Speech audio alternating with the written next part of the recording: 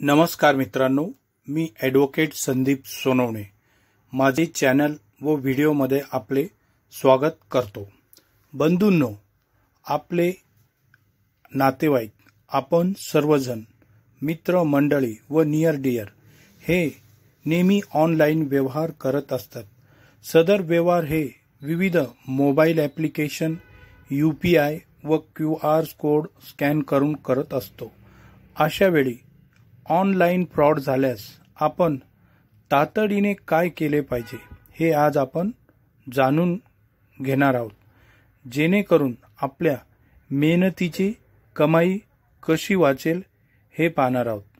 सर्वप्रथम तुम्ही माझ्या चॅनलला सबस्क्राईब करून ठेवा, म्हणजे मी पुढील काळात आपणास नवनवीन व्हिडिओ, कायदेशीर ज्ञान व सायबर नॉलेज शेअर करणार आहोत। माझा चॅनल हा नवीन असल्याने तुम्ही सबस्क्राईब केल्याने मला मोटिवेशन मिळेल, म्हणून आजच माझ्या चॅनलला सबस्क्राईब करून घ्या ही विनंती।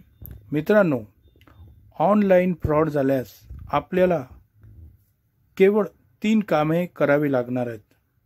चला आपण माहिती घेऊया कोणकोणती कामे आपल्याला करावयाची आहे। चला आपण व्हिडिओला सुरुवात करूया। मित्रांनो, सर्वप्रथम आपल्याला कॉल करावा लागणार आहे। आपण 155260 वर कॉल करायचा आहे। सदर कॉलवर आपल्याला रीतसर कंप्लेंट नोंदवायची आहे।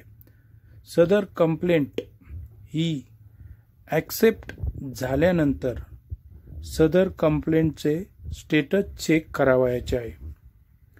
त्यानंतर मित्रांनो, नंबर 2 वर आहे बँकेच्या कस्टमर केअर नंबरवर संपर्क साधायचा आहे। म्हणजेच आपल्या बँकेतून गैरव्यवहार किंवा ऑनलाईन फ्रॉड झालेला आहे, आपल्या सेविंग बँकेच्या कस्टमर केअर नंबरवर संपर्क करायचा आहे। सदर कस्टमर केअर नंबरवर सदर प्रतिनिधी यास आपल्या तक्रारीचे सविस्तर वर्णन सांगणे आहे, म्हणजे जसे आपले किती रुपयेचे नुकसान झाले आहे, त्याचप्रमाणे किती वाजता आपले पैसे, कसा आपल्यासोबत फ्रॉड झालेला आहे इत्यादी सविस्तर माहिती सदर कस्टमर केअर नंबरच्या प्रतिनिधी यांना पुरावायची आहे। सदर माहिती हे प्रतिनिधी ऐकल्यानंतर आपल्याला एक रेफरन्स ID देणार आहेत। सदर रेफरन्स ID हा मित्रांनो आपण जपून ठेवायचा आहे। सदर रेफरन्स ID वर आपल्याला पुढील रेफरन्स मिळणार आहे। त्यानंतर बंधूंनो, आपल्याला तिसरं अतिशय महत्त्वाचं काम म्हणजे आपल्याला ऑनलाईन गुगलवर cybercrime.gov.in ही साईट ओपन करायची आहे। सदर साईट ओपन केल्यावर आपल्याला ऑनलाईन कंप्लेंट फाईल करायची आहे। सदर कंप्लेंट ऑनलाईन फाईल करण्यासाठी फील कंप्लेंट या ऑप्शनवर जाऊन आपला मोबाईल नंबर व महाराष्ट्र राज्य इनपुट करणे आहे। हे झाल्यानंतर आपल्याला आपले अकाउंट ओपन करायचे, म्हणजेच आपले रजिस्टर होणे आहे।